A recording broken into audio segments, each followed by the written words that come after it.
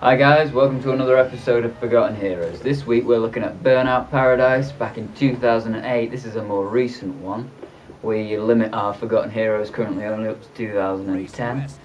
But the reason this gets to go into our Forgotten Heroes is because it to me was just an awesome racing game. And I'm not a fan of racing games, and I know a lot of the other Zone guys.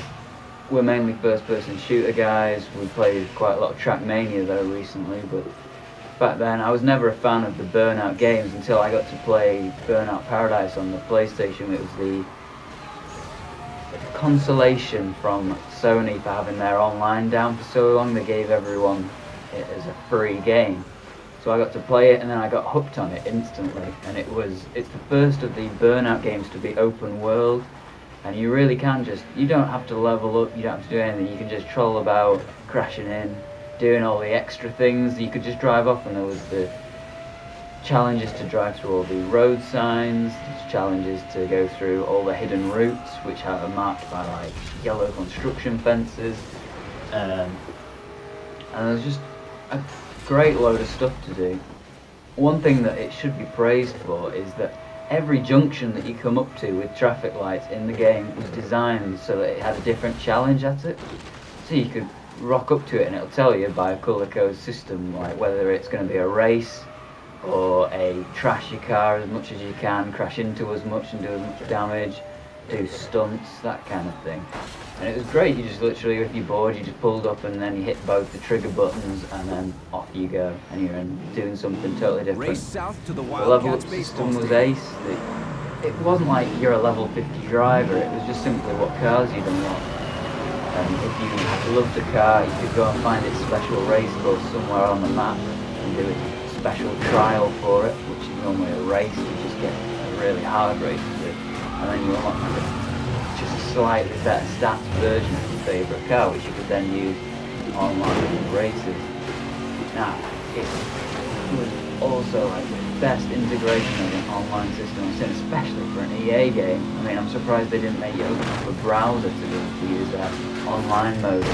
You just simply press the down button on the D-pad and it brought up a little drop list, and you could choose like free burn online, where you just join a bunch of other players and just troll about in the open world, or you can just go straight into races with people, which I love the races.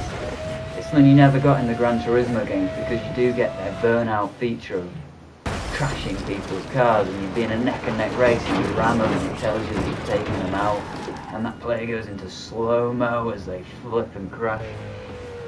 And that's just awesome to me. Again, since 2008, not many games that do that. I know the next car game, which is available on Steam, but that's still in beta I believe, that has all this kind of crumpled car technology in it, and it's going to be that kind of fun.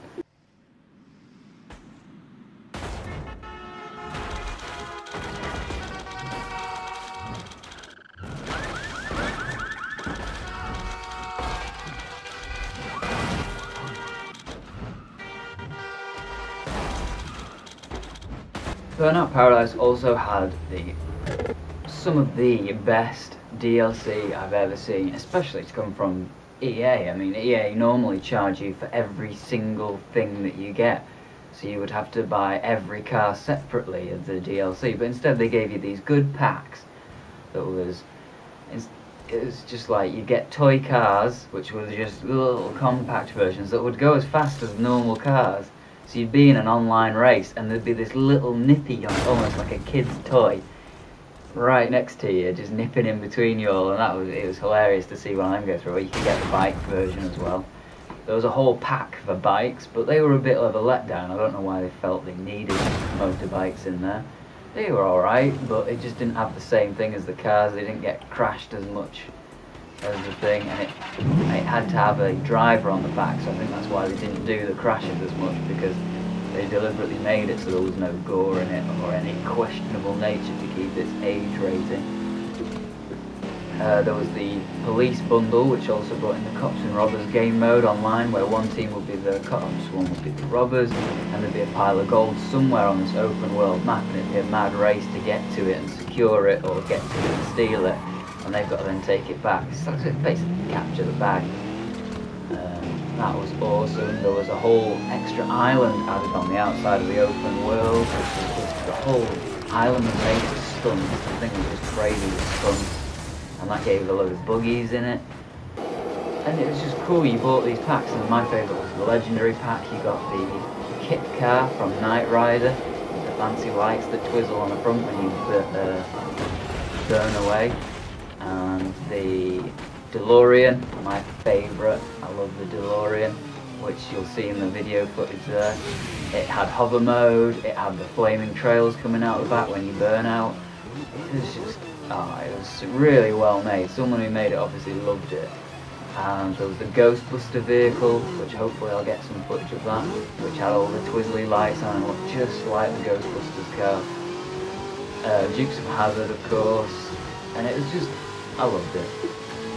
A couple of other features that should be mentioned is like the fact that other than the red billboards that write Burnout Paradise on it that you crash through for the challenges, there was other billboards dotted around that had advertisements on for real life companies like Burger King and a bunch of others, Nvidia. And then in the Obama campaign, they actually were the first presidential candidate to pay to have the Obama campaign posted on the billboards for Xbox's Burnout Paradise. The game generally received 8, 9 out of 10 from various different sources. I personally would give it 8 or a 9 out of 10.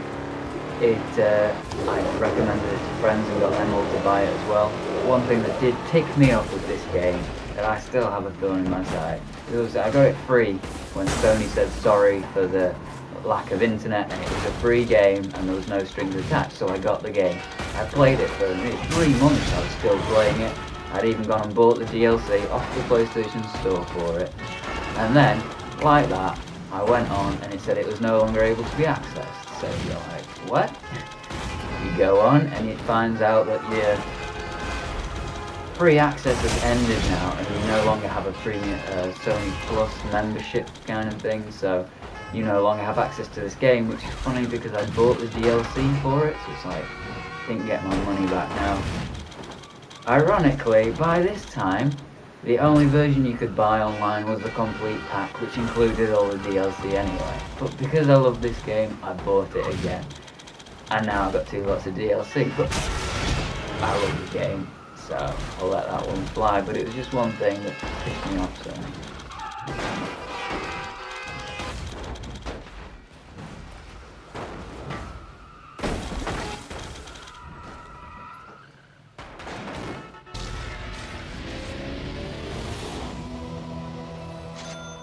So feel free to check out any more of our Forgotten Heroes and hit subscribe down below. And that's all.